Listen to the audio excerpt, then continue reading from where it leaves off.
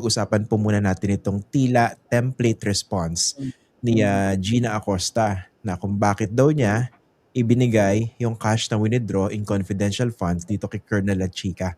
Okay? Dahil sinasabi niya, siya yung head of security, wala naman siyang alam dito sa confidential activities, at siya po yung designated na security ng Vice President at tinutos sa kanya. What do you think? No? Ito yung consistent na sagot niya dito po sa day 70 ng impeachment trial. Okay, yun yung tinatawag namin na rehearsed and na witness, 'di ba? Yung talagang ni-rehearse kaya yun lang ang sinasagot. Pero pag tiningnan mo yung sagot niya dun sa mga hindi ini-expect na question, I remember may nagtanong sa kanya, quickly ko lang pinanood bago mo ako interviewin kasi hindi ako nanood buong araw, no? Nagtanim ako ng kamuting kahoy kaninang umaga. So, parang quickly ko lang nakita ko yung response niya something like, anong pagkakaiba ng confidential funds during dun sa panahon nyo nung kayo ay, nasa Davao City? Natanong yan, di ba? Today, Opo. And then ang sagot niya ay, maganda yung sagot niya, magaling eh. So, that means, marunong siya. Sabi niya ganyan ay, noon po, nagsasubmit lang po kami sa DILG. Ngayon, nagsasubmit po kami sa Office of the President, sa Senate and Congress. Alam mo, kung hindi niya alam yung mahirap kang makakuha ng ganyang sagot. Kasi if you will recall, Christian, nung naghihiring at good governance, di ba, nagkakaroon ng issue. Bakit diretsong sumulat sa COA, di ba? And then at the back of my mind, yun na yung sinasabi kong, if only maalala ng mga congressman at na may kopya sila. Dapat meron silang kopya, di ba? So ang point ko, bakit niya nalaman yan? Di ba? Yung ang congressman at senators who are supposed, even siguro ang Office of the President, no? Who are supposed to be knowledgeable about this kasi meron silang copy sa distribution.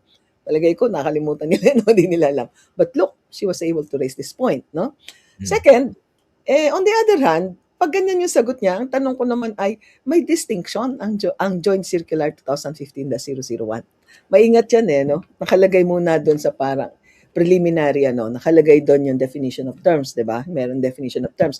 Nakalagay doon sino yung tinatawag na security officer. At nakalagay doon, malinaw yung pagdi-describe ano ang gagawin ng security officer. And then, ano ang special disbursing officer. And then, ang pangatlong punto na gusto kong puntahan ay yung sa amin sa gobyerno, tawag natin dito, yung competency framework, no? Pinagdidiinan natin yan na dapat ang gobyerno mayroong competency framework. For this kind of position, ano dapat ang requirements?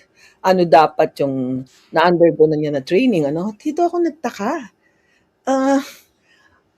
Hindi na-establish yung competency, Wala siyang training on confidential and intel funds. So, ang tanong natin dito ay, sino pananagutin natin dito? Kumuha ng special disbursing officer? As the head of agency, dapat alam mo kung ano yung kinakailangang competence and matagalog sa competency. Parang kakayanan, or talino, or no. And when we say na, ano yung competency na required, meron niyang ilang units of training, ilang ano yung halimbawa yung na-satisfy mo ba yung nakagraduate ka ba ng ganitong et cetera, no. Now pag sinabi natin political officer ito kasi under the Office of the Vice President, ang aking tutumbukin dito ay yung tinatawag nating yung requirements ng isang disbursing officer. Mahalaga ang role ng disbursing officer. Hindi ka lang otherwise kung hindi natin na-establish yan, talagang parang namumudmud ka lang ng pera. Hindi mo iniisip kasi ang tanong hindi mo man lang naisip na in the end, ikaw ang mananagot dito, di ba? And okay. Hindi ba kasi obvious po yung sagot dyan sa ganyang mga pagtatanong? Hindi po ba dahil siya yung trusted nitong si Vice President Sara Duterte and no questions asked? Pag sinabi sa kanya, ibigay mo itong pera kay Colonel Chica, wala nang tanong-tanong. At dahil lang nag-utos siya mismong boss, hindi po ba yun ang sagot lang dyan?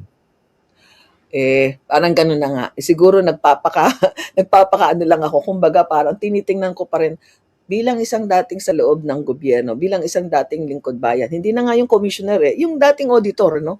Bilang isang auditor, bilang isang public employee. Mahalaga sa amin yan noon mahalaga na parang ano yung role mo. Ang una mong kinakabisa kapag binigyan ka ng isang appointment paper, halimbawa, ay ano ang role na ine-expect sa'yo. At yun ang nakakalungkot, Christian, di ba? Napakataas ng posisyon na pinag-uusapan natin na Office of the Vice President. Napakalaki ng tiwalang hinihingi niyan sa mga mamamayan, 'di ba?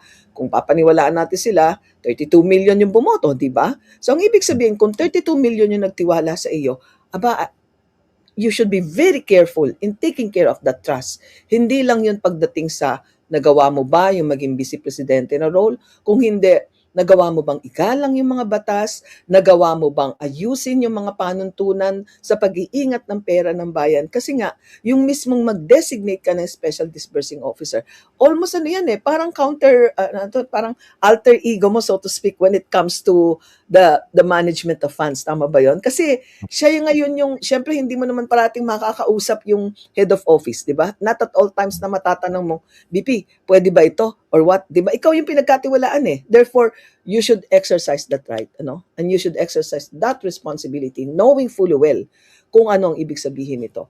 Okay. Nung narinig ko yung ganong kasagutan, nalulungkot ako.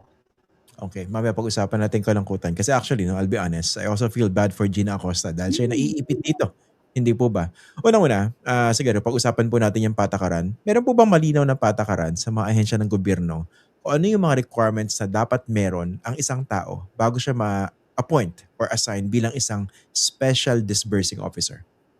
Okay, kailangan muna natin linawin kung permanente ba, dapat permanente kasi kung hahawa ka ng responsibilidad At the very least, sa COA, meron kaming tinatawag na listahan ng mga trainings kung ikaw ay maghahawak ng pera. 'Di ba? Maghahawak ka ng pera, meron ka dapat training on cash management, 'di ba? Nakakaintindi ka ng kaunti sa paano ba maghawak ng cash. Meron kang naiintindihan na kaunti sa government accounting, 'di ba? Kasi alam mo dapat yung records. But take note, Christian, since it is an na discussion, take note nung tinanong siya, may nagtanong sa kanya, bumili ka ng vault. Meron kayong vault. Tama ba, Christian? May nagtanong ng gano'n. Sabi niya, opo. Anong nakalagay sa vault? Sabi niya, CDR. Hindi na finalo up. Diba? So yung CDR is the cash disbursement report. Sana nag-follow up. Nag-prepare ka ba ng cash disbursement report? Paano mo ni-record ang cash disbursement record?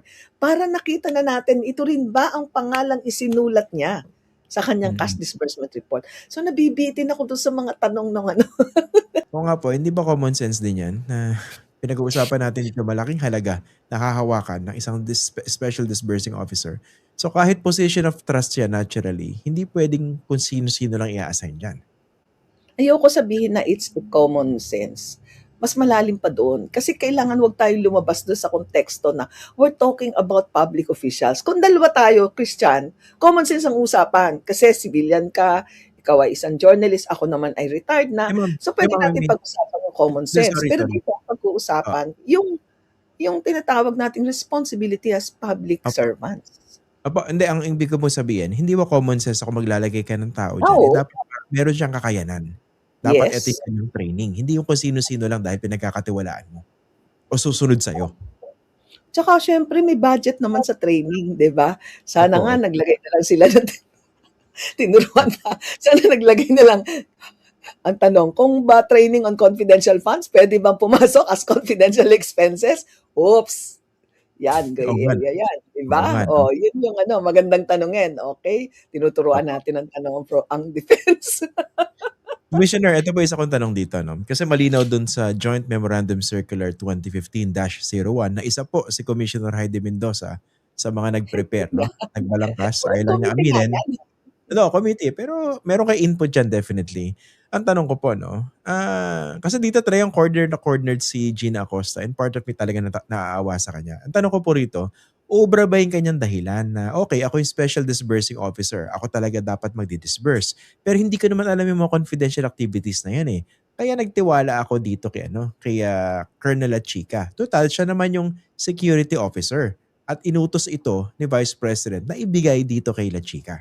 Uubra po ba yung ganun dahilan? Pagdating po Hindi sa po usapan ng pananagutan.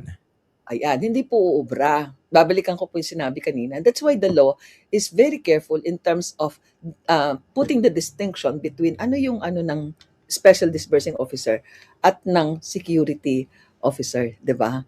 Kasi pag sinabi nating disbursing officer ka, ikaw ang tagabigay ng pera. Hindi mo kailangang maintindihan yung security operation dahil nga sensitive. At the very least, ang hihigpitan mo ay tama ba or enough na ba yung tinatawag nating adequacy of supporting documents. And authenticity and reliability. Ayan yung mga tanong, Tagalogin natin, ano? Kumbaga, okay, ibibigay mo yung pera. Pero kahit naman sa personal, di ba? Bago mo ibigay yung pera, iisipin mo, teka muna, hindi mo ba ako niloloko? Authentic ba yung sinasabi mo? Pag present tayo si resibo, authentic ba ito? Kaya ko bang pagtiwalaan ito? At dito papasok yung katanungan. Kung ang mga pangalang ibinigay sa iyo ay mga pangalang hindi mo mababalidate, kung may katotohanan, tatanggapin mo ba yung ibinibigay na acknowledgement receipt? Mm. Di ba halimbawa, Christian, pinahiram kita ng, hindi pinahiram, pinagkatiwala ko, Christian, alam mo, nagustuhan ko yung mga libro on how to become a good journalist, etc., etc. Kunyari, wala akong access doon. Bilan mo nga ako. And then you come up with me, asan ang resibo nito, Christian? Oh, wala kang maibigay na resibo, pero binigyan mo ako ng pangalan, di ba? Nakita ko parang hindi naman ata mga bookstore ito, o pangalan ng nakakaano, di ba ako yung magtatanong? So, ang tanong ko dito ay, sabihin na natin na wala siyang alam. Hindi natin nire-require na marunong siya doon sa bagay na gayon. Ang nire-require natin ay marunong siyang mangalaga ng public funds. Marunong siyang mangalaga ng confidential funds. Alam niya yung provision ng joint circular at alam niya yung responsibility niya. At kasama ang head of agency, nagkasundo silang magpatupad ng mga tinatawag nating internal control measures to safeguard public resources, no? So, babalikan ko ulit, ang titingnan niya ay yung reliability, accuracy, or authenticity ng documentation na isinabmit sa kanya.